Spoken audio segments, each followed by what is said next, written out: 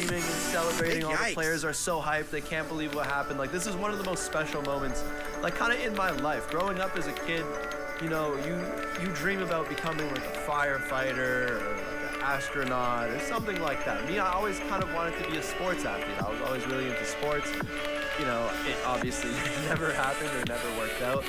But, I mean, I feel like esports is kind of like the closest thing to that. The feeling that you get, the high that you get when something like that goes down is just unreal. You can't explain it, and it was so awesome. Again, this freaking dude Tempo had to just come and beat me again, and Zeta beats us 3-1 and goes on to win Worlds.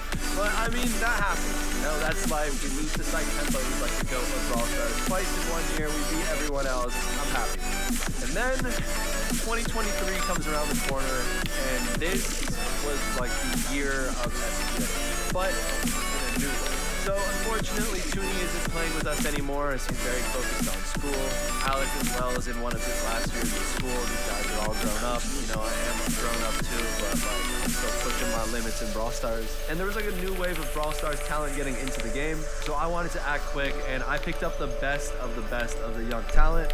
And we got Sans on STMN. On top of getting Sans for the first time in Brawl esports history, thanks to STMN being such a great org, we got a team house in Las Vegas. Like, who does that? It's so insane that we actually did that, looking back on it. But this is the team we wanted.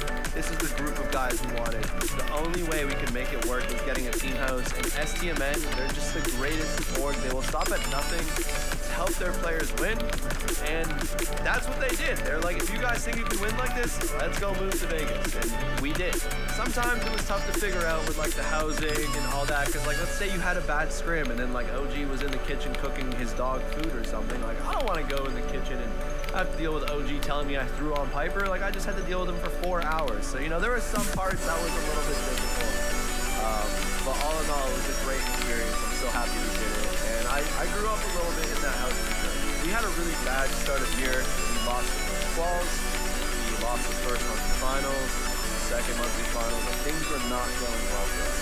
And we were the favorites. We were expected to win. When you're losing all this, it just kind of sucks. But like I said, at STMN, we are LAN demons, and we had like a perfectly timed LAN after the second monthly final that kind of got us off of our feet. And for those of you who don't know, LAN is an offline match where obviously you can play in person, and there has been 0 teams, 0, who have ever won a tournament besides STMN at LAN. Like, that's our home turf. Like, when we're in person, when we're not behind the screen, and we can see our opponents, they can see us, we're all in the same area, same conditions, we run that stuff.